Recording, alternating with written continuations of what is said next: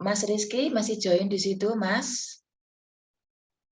Mas Rizky atau Mas Hasan?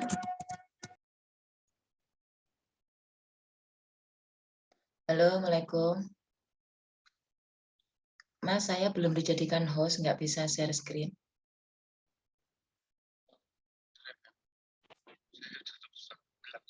Oh, sudah pulang, iya. Oke. Iya, wis gak apa-apa wis nek ngono tak telepon Mas Hasan wis nek ngono. Oke, nggak usah. Nggih, matur nuwun, makasih Mas Rizky. Yo, Assalamualaikum.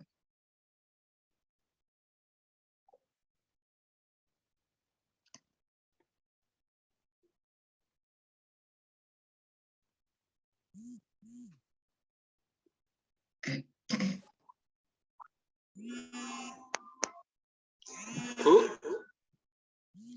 Oke, Mas Hasan, minta tolong saya belum dijadikan host, nggak bisa share screen. Oh iya Bu, ya.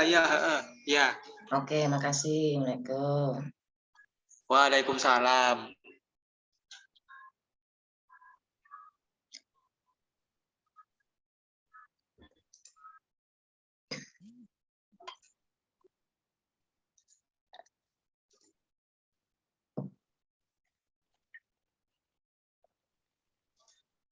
Sudah Bu, monggo dicoba.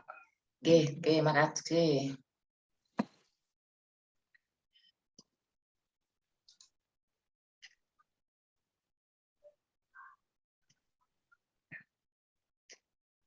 Nah, kita nanti sudah muncul kah? Sesuai dengan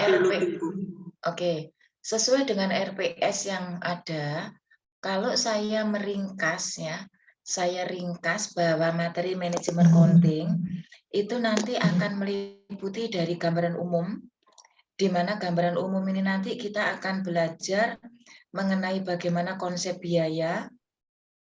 Konsep biaya nanti ada biaya tetap, biaya variabel, biaya semi variabel dan sebagainya. Kemudian bagaimana pengumpulan biaya.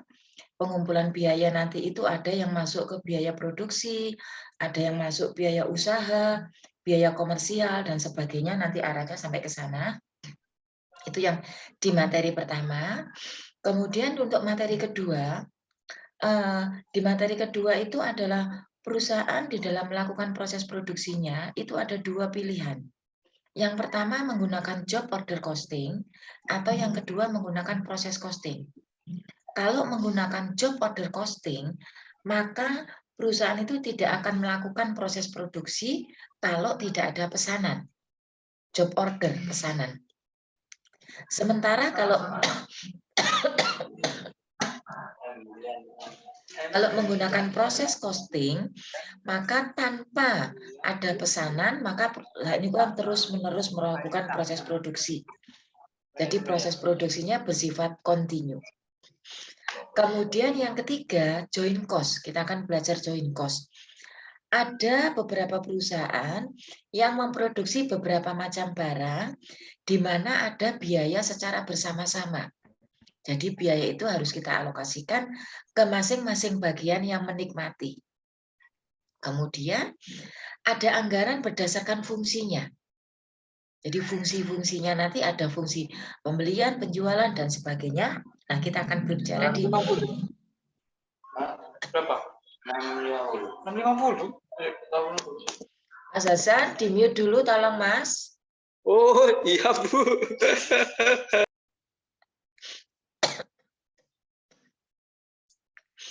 Kemudian setelah menggunakan anggaran, kita akan melanjutkan ke dalam cost profit value. Ini adalah suatu kondisi di mana perusahaan itu harapannya tidak untung dan tidak rugi. Kalau saya tidak untung, tidak rugi, posisi saya seberapa? Berapa yang harus saya jual? Itu ada di materi yang ke-5. Kemudian materi yang ke-6 itu adalah keputusan investasi. Perusahaan akan memutuskan melakukan investasi, itu akan didasarkan pada beberapa pertimbangan. Nah, investasi itu layak atau tidak dilakukan, itu yang kita namakan dengan keputusan investasi. Kemudian ada biaya diferensial. Mudah-mudahan nanti bisa sampai ke lingkungan dan kualitas. Jadi kalau ada biaya lingkungan, biaya kualitas, CSR dan sebagainya, ini nanti bisa Anda pakai sebagai bekal untuk skripsi Anda. Nah, bagaimana misalkan ada pengaruh antara profit, people, dan planet terhadap kinerja perusahaan, terhadap harga saham perusahaan, dan sebagainya. Nah, nanti salah satunya adalah lingkungan ini yang masuk sebagai planet itu nanti. Nah, ini adalah materi yang kita akan pelajari bersama-sama.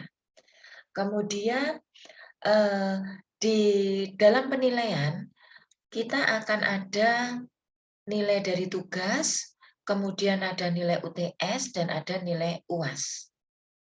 Tugas itu 30%, UTS 30%, UAS-nya 40%.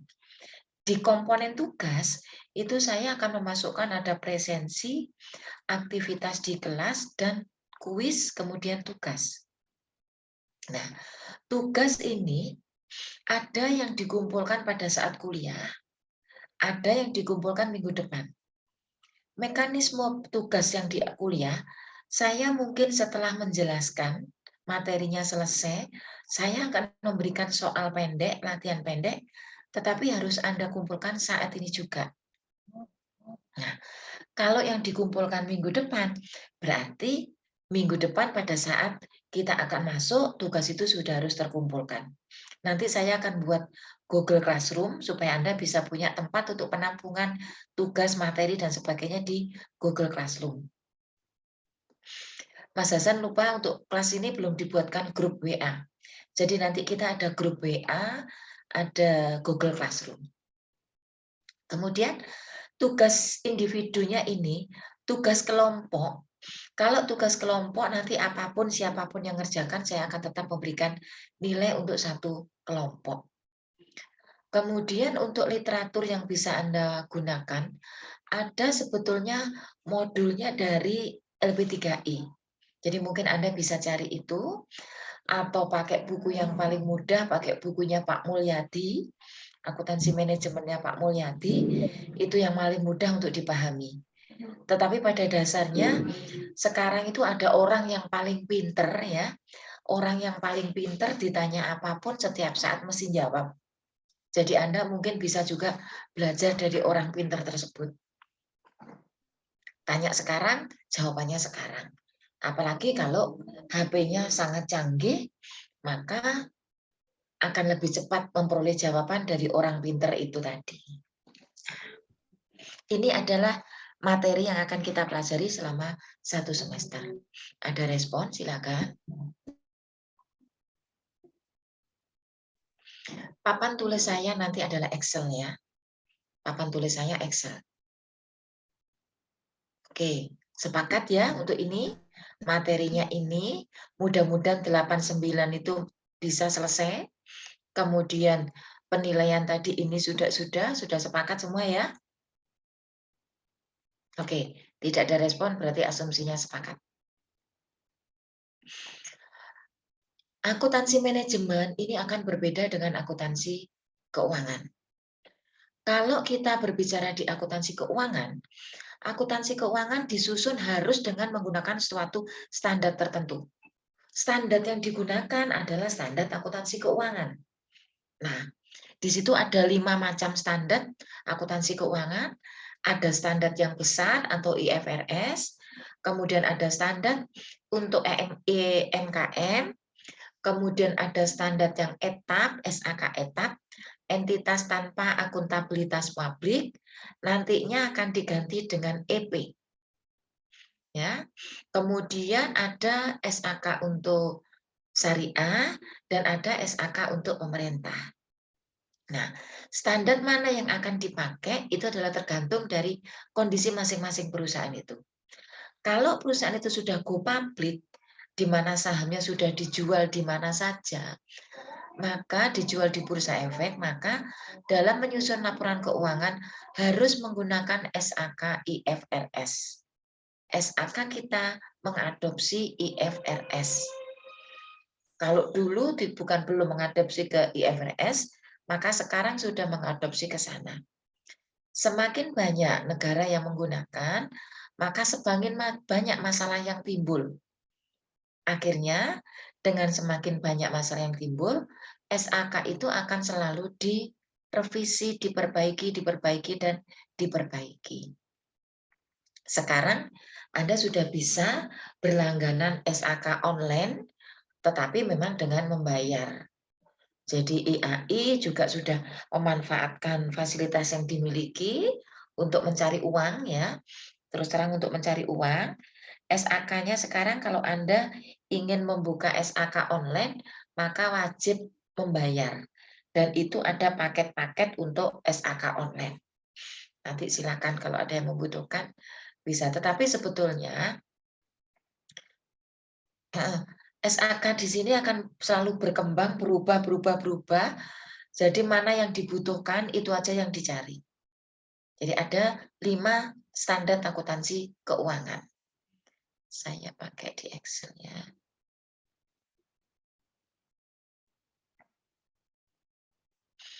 Nah, kalau kita berbicara perusahaan, perusahaan itu ada ditinjau dari bentuk, ada yang ditinjau dari jenis.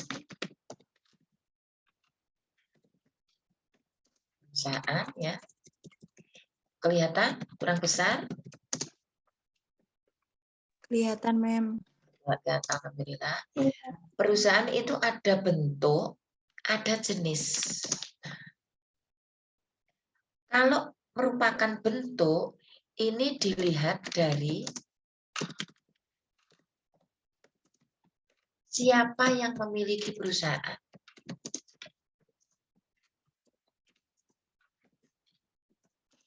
Karena bentuk. Kalau jenis, ini dilihat dari apa aktivitas perusahaan tersebut.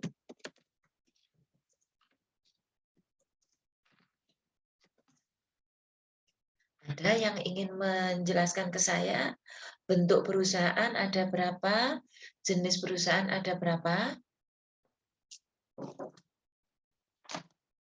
Ada bentuk dan jenis. Bentuk ada berapa, jenis ada berapa? Silakan. Dengan menyebut nama tentunya.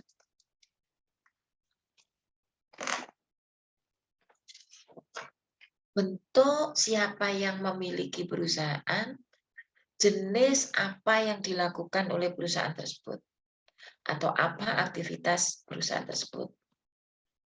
Siapa yang memiliki perusahaan, kita melihatnya dari sisi ekuitas.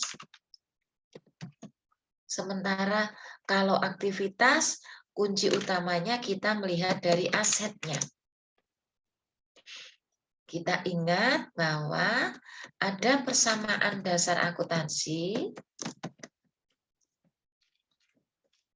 bahwa aset itu akan sama dengan liabilitas ditambah ekuitas. Aset itu adalah sama dengan liabilitas ditambah dengan ekuitas. Jadi kalau melihat bentuk, kita melihatnya dari sisi ekuitas. Sementara kalau jenis, itu kita melihatnya dari aset. Ini kalau kita membandingkannya ada di posisi keuangan.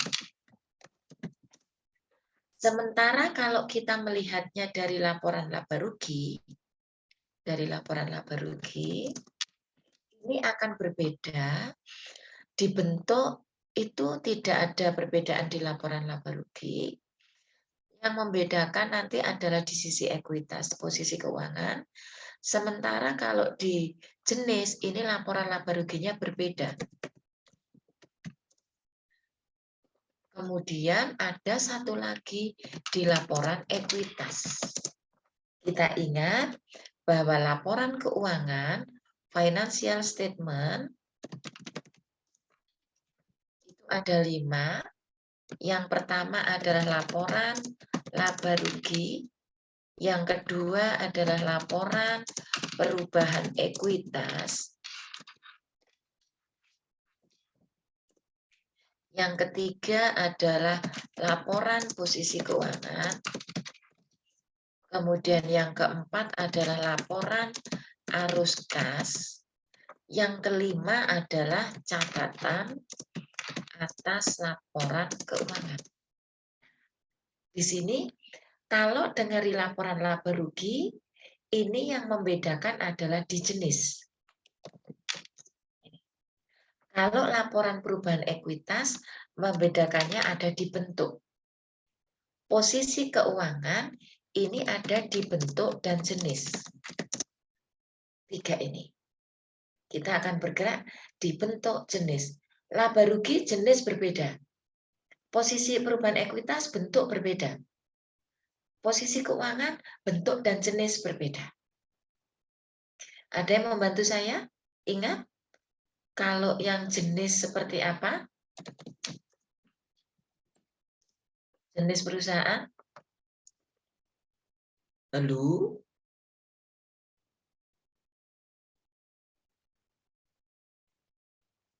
Lupa atau nggak tahu? Lupa atau nggak tahu ya? Kalau jenis, supaya Anda mudah membedakan antara bentuk dan jenis itu jasa. Yang pertama, jasa, iya. Yang kedua, dagang. Siapa tadi yang respon ini? Saya Alvisi, Pak. Yang ketiga adalah manufaktur. Ini. Ada jasa, dagang, dan manufaktur.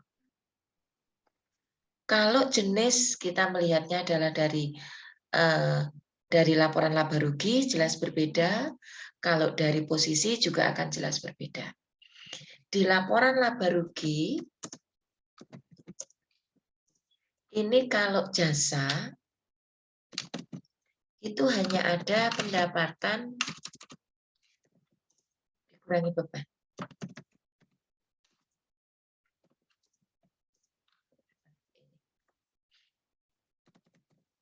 Ini sudah menunjukkan laba atau rugi. Sementara kalau itu perusahaannya dagang, itu adalah hasil penjualan bersih. Ini akan kita kurangi dengan harga pokok penjualan. Ini adalah laba kotor. Kemudian akan kita kurangi dengan beban usaha. Ini adalah laba usaha sebelum bunga dan pajak. Nah, ini.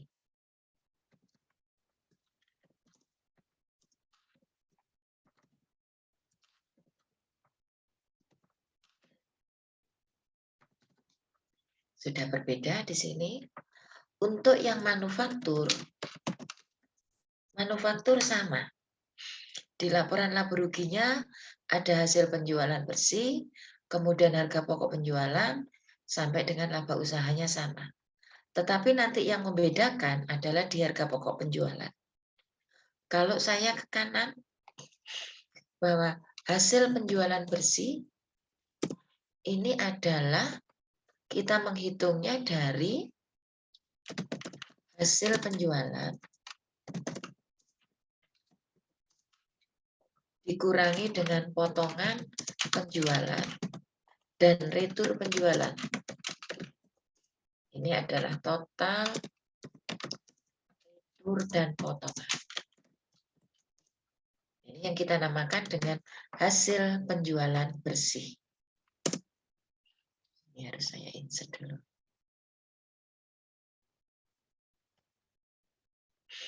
Nah, hasil penjualan bersih kita menghitungnya seperti ini. Dari hasil penjualan, saya taruh di sini ya.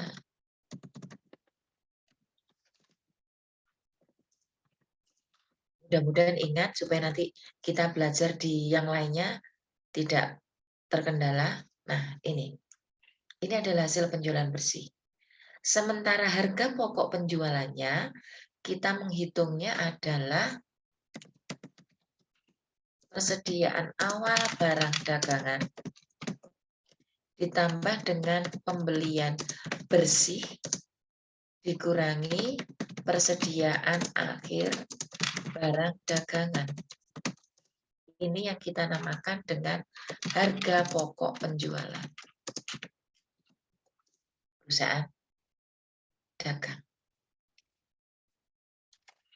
Jadi persediaan awal ditambah untuk menghitung pembelian bersih itu adalah pembelian kemudian ditambah dengan ongkos angkut pembelian dikurangi potongan pembelian dan retur pembelian.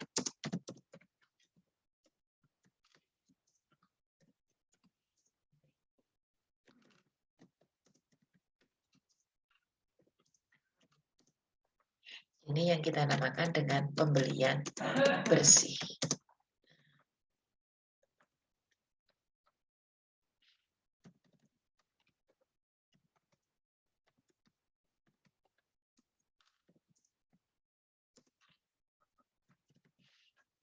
Ini. Otomatis pada saat kita ada di perusahaan dagang, ini ya, perusahaan dagang ini, barang dagangan atau persediaannya, tadi saya sampaikan bahwa untuk jenis jasa dagang manufaktur, kita bisa melihat perbedaannya itu dari laporan laba rugi, harga pokok penjualannya ini. Kita bisa melihat perbedaannya itu dari laporan laba rugi, juga kita bisa melihat perbedaannya itu ada di posisi keuangan. Nah, ini laba ruginya. Untuk yang berikutnya, ini tadi Anda lihat bahwa penjualan bersih yang ada di sini, saya beri warna kuning, itu harus sama dengan yang ada di sini, ini kuning. Kemudian harga pokok penjualan ini, harga pokok penjualan sama dengan yang ada di sini. Ya. Kemudian pembelian bersih ini adalah urutannya untuk yang kok di sini. Pembelian bersih kita menghitungnya adalah di sini. Dipahami bahwa persediaannya di sini hanya satu. Kita hanya punya persediaan barang dagangan. Ya. Kemudian kalau yang manufaktur, di atasnya di bawahnya ini sama. Jadi penjualan bersih juga kita akan hitung seperti ini. Ini penjualan bersihnya sama. Yang membedakan adalah di harga pokok penjualan. Agak panjang harga pokoknya. Saya akan menulis di bawahnya.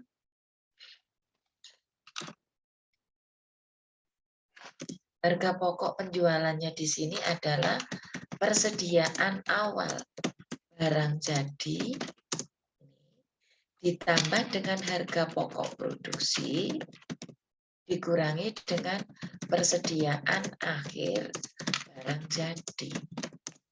Ini yang kita namakan dengan harga pokok penjualan. Sementara tadi di dagang, harga pokok penjualannya adalah persediaan awal barang dagangan, ditambah pembelian bersih, dikurangi persediaan akhir barang dagangan. Ini yang kita namakan harga pokok penjualan. Nah, kalau yang manufaktur, harga pokok penjualannya adalah persediaan awal barang jadi, ini, ditambah harga pokok produksi, baru dikurangi dengan persediaan akhir barang jadi. Nah, beda sudah. Di sini ada komponen harga pokok produksi. Ya, ada komponen harga pokok produksi. Di komponen harga pokok produksi, kita akan menghitung harga pokok produksi itu adalah persediaan awal barang dalam proses ditambah dengan biaya produksi dikurangi persediaan akhir barang dalam proses. Ini yang kita namakan dengan harga pokok produksi.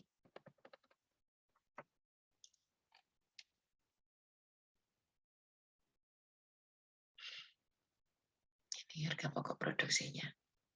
Di dalam harga pokok produksi ada biaya produksi. Nah, nanti yang akan kita pelajari di sini. Biaya produksi itu adalah biaya bahan baku ditambah dengan biaya tenaga kerja langsung dan ditambah dengan BOP, biaya overhead pabrik. 3 biaya yang membentuk unsur produksi. Ada biaya bahan baku, biaya tenaga kerja langsung, dan biaya overhead pabrik. Biaya bahan baku jelas adalah merupakan biaya yang digunakan di dalam proses produksi. Kalau perusahaan cirinya bahan baku itu adalah masih bisa dilihat pada produk jadi. Misalkan perusahaan rokok, bahan bakunya tembakau. Sampai menjadi rokok, tembakonya masih bisa kita lihat. Mebel kayu, bahan bakunya kayu. Sampai menjadi meja, kursi, almari, kayunya tetap bisa kita lihat. Itu adalah ciri bahan baku. Kemudian yang tenaga kerja langsung, ini adalah yang langsung menangani proses produksi. Kalau di rokok tadi adalah linting rokoknya, kalau di mebel kayu tadi adalah tukang kayunya. Nah, itu nanti yang masuk sebagai tenaga kerja langsung. Sementara kalau overhead pabrik, ini adalah merupakan biaya produksi, tetapi bukan bahan baku dan bukan tenaga kerja langsung. Biasanya ini ada cirinya, ada kata pabrik atau produksi. Nah, cirinya ada kata pabrik atau produksi ini.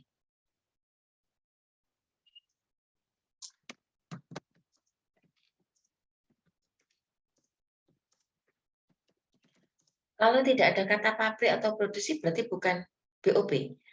Iya, tetapi ada pengecualian. Ya, misalkan ini biaya listrik pabrik, asuransi bagian produksi. Nah, ini adalah merupakan BOP semua. Ada kata pabrik atau ada kata produksi. Nah, kecuali ada perkecualian. Tidak ada kata pabrik, tidak ada kata produksi, tapi merupakan BOP. Yaitu penyusutan mesin, kemudian tenaga kerja tidak langsung, kemudian pemakaian bahan penolong. 3 ini tidak perlu ditulis. Penyusutan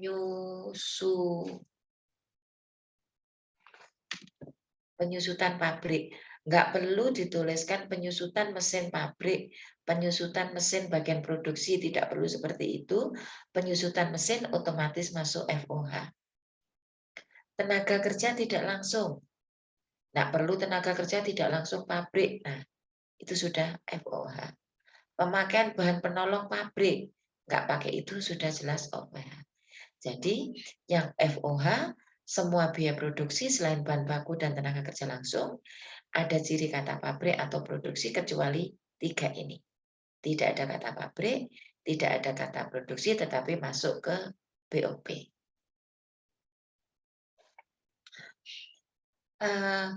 Bahan baku, nah ini tadi bahan baku.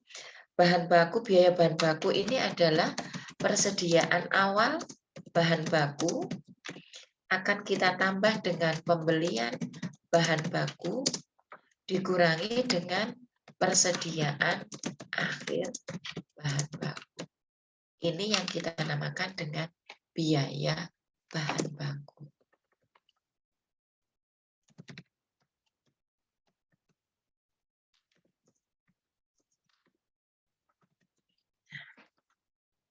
Rangkaiannya panjang. Yang kita pelajari nanti di akuntansi manajemen adalah yang manufaktur. Nah, di sini ada pembelian bahan baku, sudah pembelian bahan bakunya ikut yang tadi. Ini. Pembelian bersih itu adalah pembelian tambah ongkos angkut, dikurangi potongan pembelian, dikurangi retur. Ada respon silakan. Kalau tidak ada, saya akan berjalan dari kanan balik ke kiri. Ongkos angkut ini akan melekat pada pembelian. Yang menjadi masalah adalah kalau pembelian itu dilakukan, jadi pembelian untuk bermacam-macam bahan baku,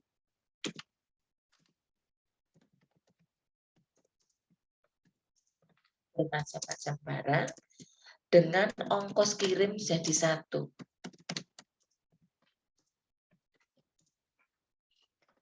Kalau ongkos kirimnya jadi satu, misalkan yang dibeli itu ada barang A, barang B, barang C, barang D, ongkos kirim itu harus kita alokasikan ke masing-masing jenis barang ini.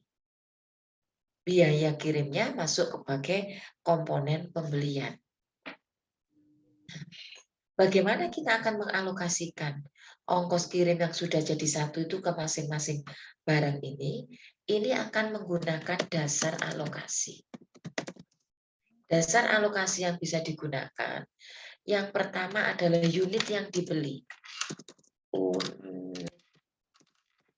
Unit yang dibeli. Kalau bukan unit yang dibeli adalah menggunakan harga faktur. Jadi alokasinya seperti ini. Misalkan saja kita pembelian dengan ongkos angkut 1.500.000. Itu yang dibeli ada bahan baku A, barang A, B, C, D. Misalkan saya pakai yang di atas. Ini ada 100 unit, ini 200 unit, 150 unit, ini 50 unit. Per unitnya di sini adalah 10.000, per unitnya 12.500, per unitnya 200, per unitnya adalah 300. Ini tadi berapa? 100.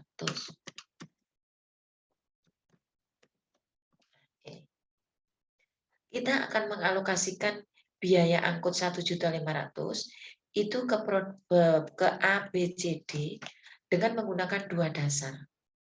Ada yang dasar unit, ini tadi, unit yang dibeli, ada yang menggunakan dasar harga faktur.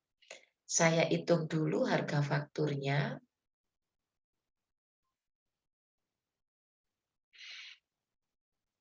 Harga fakturnya adalah, ini adalah harga fakturnya. Harga fakturnya. Berarti saya akan menjumlahkan berapa jumlah unit yang dibeli. Unit yang dibeli adalah 500 unit, sementara jumlah harga faktur untuk 4 barang itu adalah berapa ini? 80 juta. Ongkos angkut 1.500.000 ini akan kita bebankan ke 500 unit barang atau ke 80 faktur, harga faktur. Kalau menggunakan unit, maka kita akan mengalokasikan untuk masing-masing ini. Untuk masing-masing ini adalah, untuk yang A adalah 100 per 500 kali 1.500.000. Untuk B berarti 200 per 500 kali 1.500.000. Kemudian untuk yang C 150 200, ini adalah 150 per 500, yang terakhir adalah 50 per 500 kali 1.500.000. Nah, ongkos kirimnya nanti ini akan ditambahkan ke masing-masing harga faktur.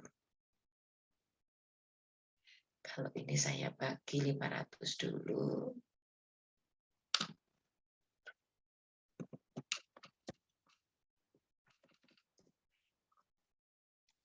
3.000 ya. Kalau 1.500.000 tak bagi 500, 3.000. Berarti di sini biayanya adalah kali 100.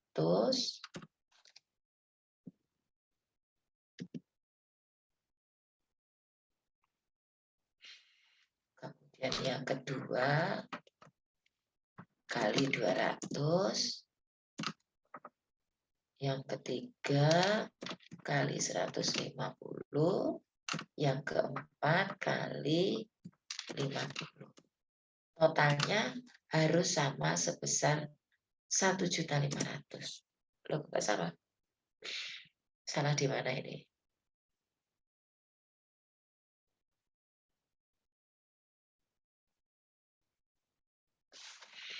Mana yang salah ini?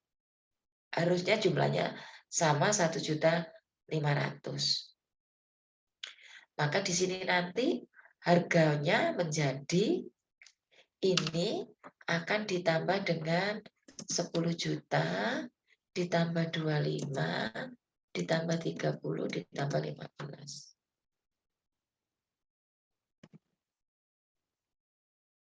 Harganya akan menjadi 81.500.000. Tapi kok salah ini?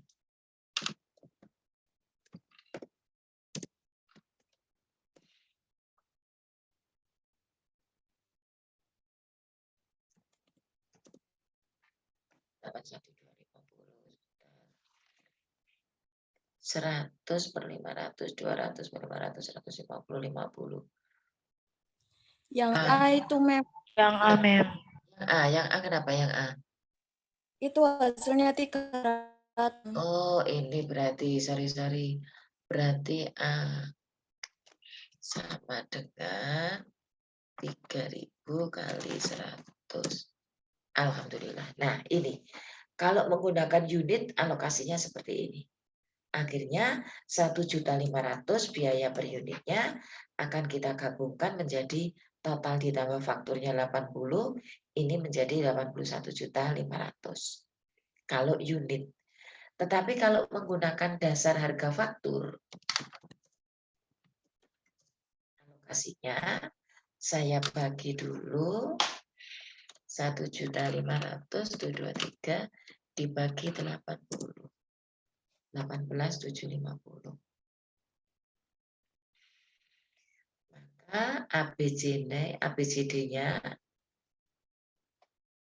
nih, untuk yang A itu adalah 10 per 80 kali 1.500.000.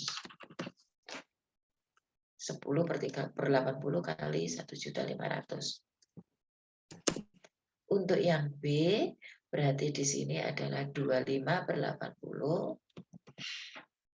Kemudian untuk yang C adalah 30 per 80.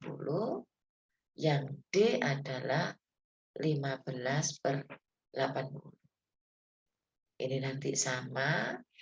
Saya mengalihkan kali 10.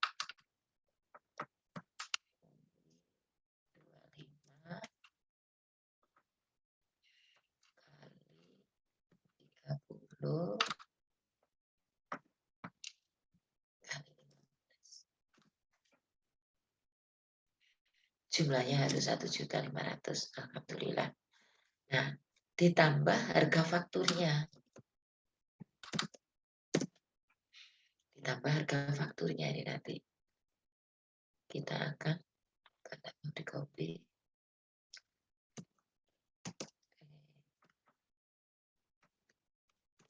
Ini.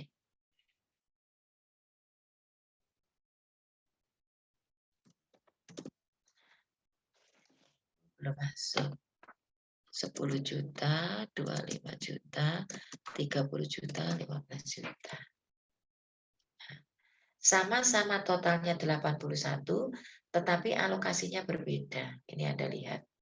Kalau menggunakan harga faktur A itu 10.300.000, kalau menggunakan menggunakan unit A itu 10.300.000, sementara kalau menggunakan harga faktur A itu adalah 10.187.000 dan seterusnya.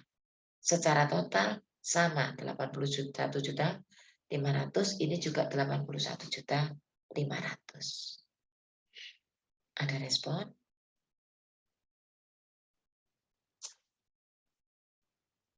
Oke, nggak ada. Alhamdulillah. Saya ke kiri. Tadi kita, ya sebelum membedakan dulu, bentar. Kita menamakan itu adalah bahan baku. Ada bahan baku, ada barang dalam proses. Ini adalah raw material atau direct material. Kemudian dalam proses itu adalah work in process. Kemudian ada barang jadi, adalah finished good. Kalau bahan baku sudah jelas ya, bahan baku sudah jelas bahwa itu akan digunakan dalam proses produksi. Setelah bahan baku itu diolah dalam proses produksi, di mana proses itu akan meliputi input, kemudian proses, diikuti dengan output. Harapannya tadi bahan baku yang dimasukkan itu akan diproses menjadi produk jadi. Kalau ternyata pada akhir suatu periode itu belum jadi, maka akan masuk sebagai barang dalam proses. Kalau pada akhir periode itu sudah jadi, tetapi belum terjual, maka masuk ke barang jadi. Tetapi kalau sudah jadi dan sudah terjual, itu maka akan masuk ke harga pokok penjualan. Jadi kita harus tahu barang dalam proses itu seperti apa, barang jadi seperti apa, kapan pengakuan itu menjadi barang dalam proses, kapan menjadi barang jadi, dan kapan pengakuannya itu sudah bukan merupakan persediaan, tetapi masuk ke harga pokok. Nah, dari input, proses, dan output, ini kita harus jelas cut off-nya kapan. Misalkan kita punya ada 3 barang, 4 ya tadi ya, A, B, C, D. Kemudian ini ada produksi. Proses ya berarti ya. Produksi ini ada mulai, kemudian ada selesai. Setelah produksi mulai dan selesai, ini akan dijual. Misalkan mulainya adalah 1 Agustus 2022. Selesainya ini adalah posisi ya, bentar. Posisi 31 Agustus 2022. Barang A mulai diproduksi 1 Agustus, selesainya 25 Agustus 2022. Selesainya. Kemudian baru terjual 5 September. Barang B mulainya juga 1 Agustus 22. Kemudian selesainya adalah 5 September 22. Terjualnya adalah 10 September 22. Barang C mulainya sama 1 Agustus, kemudian selesainya adalah 25 Agustus, terjualnya 29 Agustus. Barang D selesainya ini mulainya 1, selesainya adalah 10 September, terjualnya 20 September. Kalau ada data seperti ini, A, B, C, D pada tanggal 31 Agustus 2022 A, B, C, D itu merupakan barang jadi, barang dalam proses, ataukah HPP? Silakan. Ataukah HPP?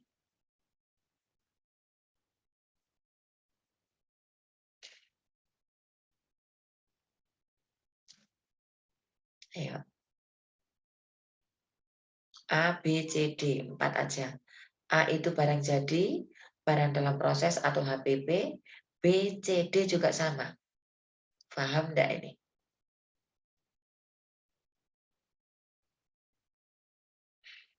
Halo? Halo?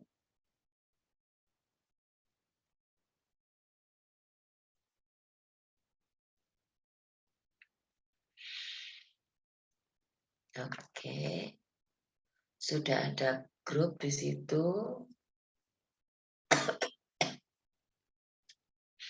Saya tulis di grup, sambil saya lihat, silakan. Bahan baku A, B, C, D itu merupakan apa? 31 yang hadir, 30 yang hadir.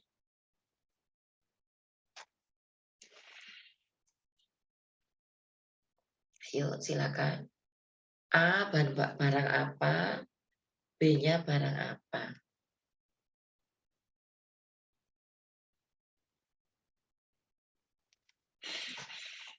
Tiga 30 yang hadir. Oh, ada chat. Ah, chat ini ada untuk yang di grup WA, silakan join di grup WA ya. Ada di chat sama Mas Hasan. Silakan. A tadi merupakan barang apa? B masuk ke mana? C kriterianya apa? D-nya mana? Yuk. Belum tidur semua kan? Masih ikut saya kan? Halo?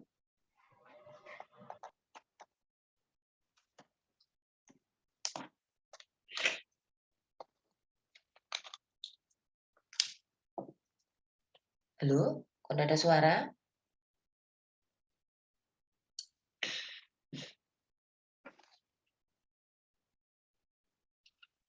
Grupnya masih belum dikirim, Mem.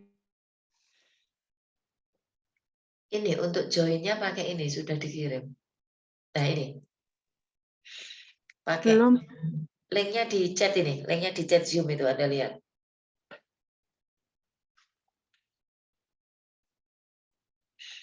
Linknya di chat Zoom, sudah? Silakan join di grup. Kemudian saya akan ulang lagi kalau gitu.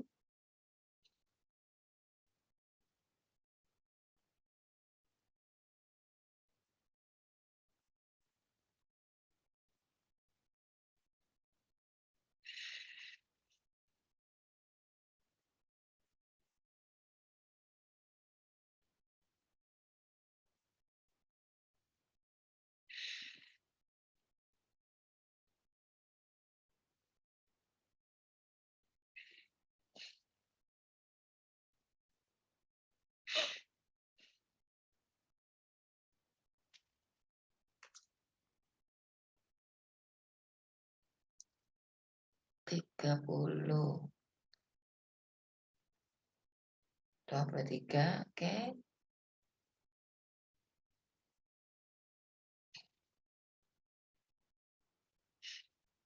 Yuk, sudah banyak yang join, silakan. Di grup itu sudah saya share, ada 4 macam barang, tentukan itu masuk ke barang dalam proses, ke barang jadi, ataukah masuk ke HPP. Tadi sudah saya jelaskan, kalau pada akhir periode tertentu itu belum selesai diproses, maka masuk barang dalam proses. Kalau pada akhir periode tertentu itu sudah selesai diproses dan sudah dijual, maka masuk ke HPP. Kalau sudah diproses selesai tetapi belum terjual, itu masuk ke barang jadi. Ayo, A, B, C, D silakan.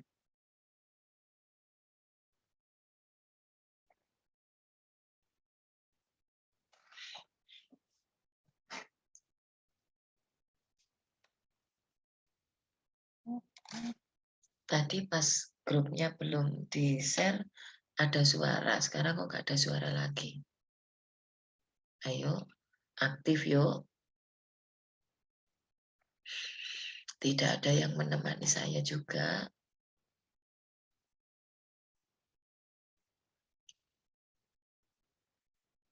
Ya, silakan. A, B, C, D masuk kemana? Kalau kita melihat memposisikan pada tanggal 31 Agustus 2022.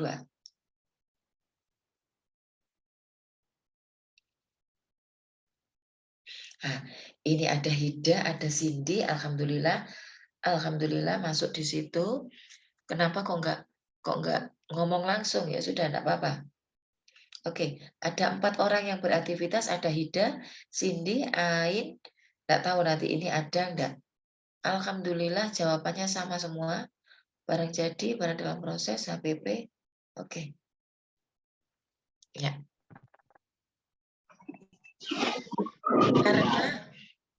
Karena prosesnya mulai 1 Agustus selesainya 25, kemudian belum terjual, ini masuk ke BJ.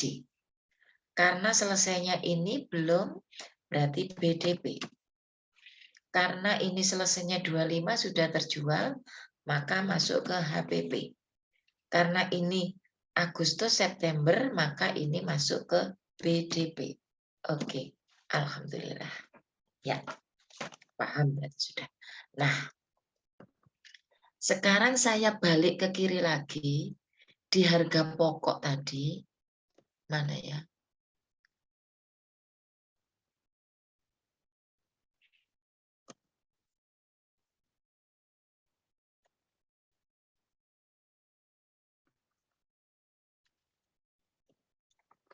Ini untuk yang manufaktur, harga pokok penjualan, HP penjualan, dengan HP produksi itu bisa sama atau enggak? Ini, HP penjualan, ini yang saya kuning ini, apakah bisa sama dengan kuning di sini?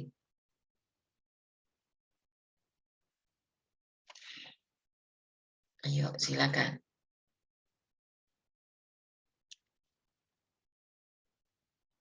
HP penjualan, HP, ini hasil penjualan, sorry maaf. Harga pokok penjualannya di mana? Oh, ini. Ini. HP penjualan, ini apakah bisa sama dengan harga pokok produksi? Ini. Saya kuning-kuning ini.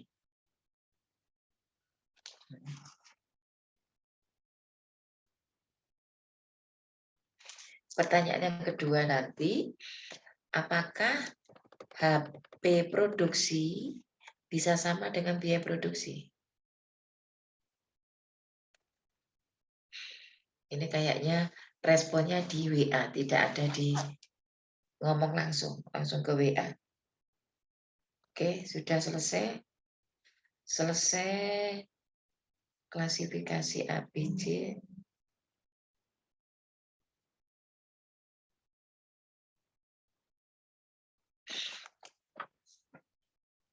Harga pokok produksi bisa sama dengan harga pokok penjualan kah? Biaya produksi apakah bisa sama dengan harga pokok produksi? Yuk, silakan merespon.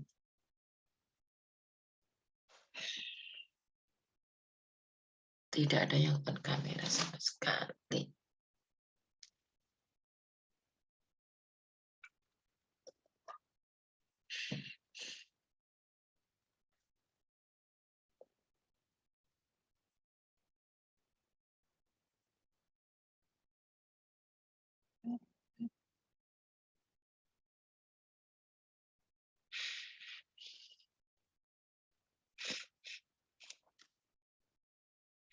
Ya, silakan ada yang menjawab, nggak apa-apa wes. Tulisan di grup situ juga boleh kalau nggak mau ngomong. Apakah harga pokok produksi dengan harga pokok penjualan itu bisa sama? Pertanyaannya bisa diulang. Anissa, tadi kita sudah punya harga manufaktur, ini kan ini tadi. Manufaktur menghitung laba usahanya sama dengan dagang. Tetapi harga pokok penjualannya di sini berbeda. Di manufaktur, harga pokok penjualannya ada komponen harga pokok produksi.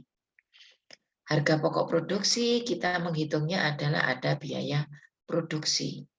Nah, pertanyaan saya yang pertama, apakah harga pokok produksi ini bisa sama dengan harga pokok penjualan? Saya beri warna kuning. Apakah biaya produksi bisa sama dengan harga pokok produksi? Juga saya beri warna hijau. Silakan Mbak Anissa. Salah nggak apa-apa ya, Med ya? Nggak apa-apa.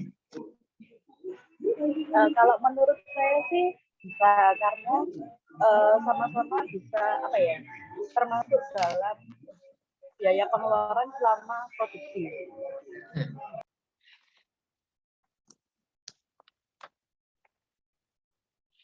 Berarti bisa sama enggak? Bisa, Med, karena sama-sama biaya pengeluaran yang digunakan selama proses produksi. Nah, itu yang mana? Yang harga pokok produksi dengan harga pokok penjualan atau biaya produksi dengan harga pokok produksi?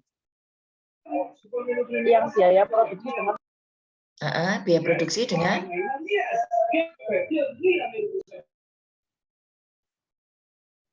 biaya produksi dengan harga pokok produksi harga ini. pokok produksi.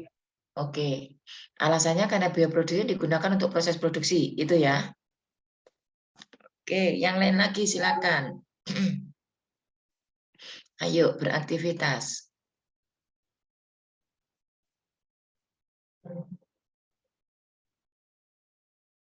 Silakan. Ayo, salah enggak apa-apa, silakan.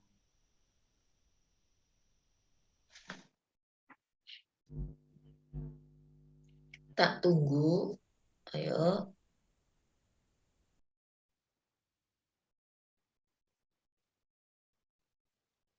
Anissa tadi menjawab, biaya produksi bisa sama dengan harga pokok produksi karena merupakan biaya yang seluruhnya dipakai untuk proses produksi. Oke.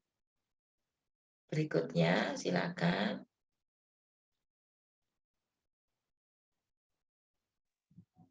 Rizky Marcelina. Rizky Marcelina. Ya, Gimana, jadi Mbak? harga pokok produksi itu nggak sama harga pokok penjualan, tapi jika kita tahu biaya produksi, nantinya maka kita itu juga bisa nentuin harga, kita juga bisa dapat menghitung harga pokok penjualan. Jadi kan dari kita memproduksi, nantinya untuk menjual kita pasti bakalan tahu kisaran harga-harganya yang akan kita. Oke. Yang lain silakan. Satu lagi. Cindy. Menurut saya harga pokok produksi dan harga pokok penjualan itu beda karena komponen untuk mendapatkan harga pokok produksi dan harga pokok penjualan itu juga berbeda. Biaya produksi dan harga pokok produksi itu juga beda karena elemen untuk mendapatkan itunya juga beda. Oke. Sudah 4 orang. Saya fotokan di grup ya. Ada harga pokok produksi, ada harga pokok penjualan. Oke. Formatnya saya tulis di situ.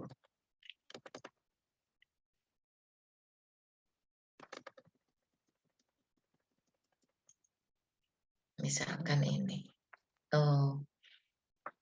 Bentar, saya tambah 1 berarti. Sekalian.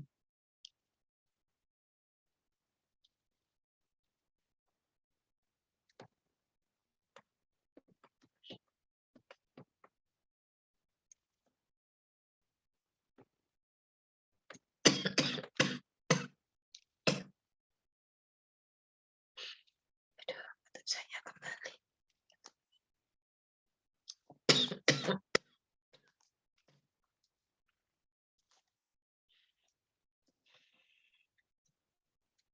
Coba ini semua mencatat di dalam bukunya masing-masing ya. Saya berikan data.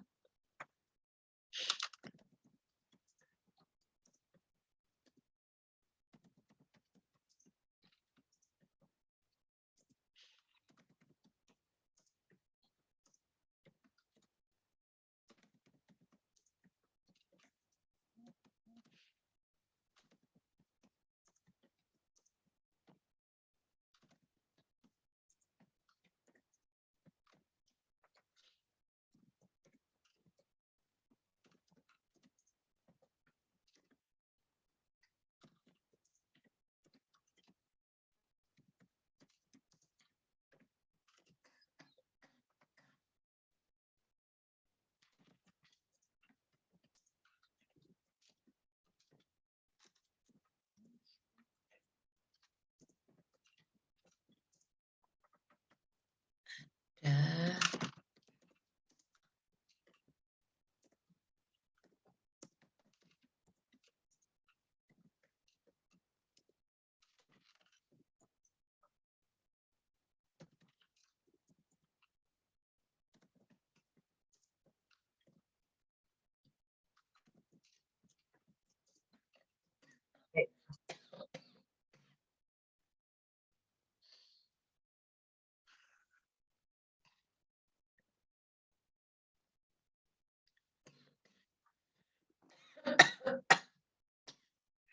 Nanti masing-masing langsung menghitung, tuliskan di WA Group untuk aktivitasnya, terserah mau milih yang mana.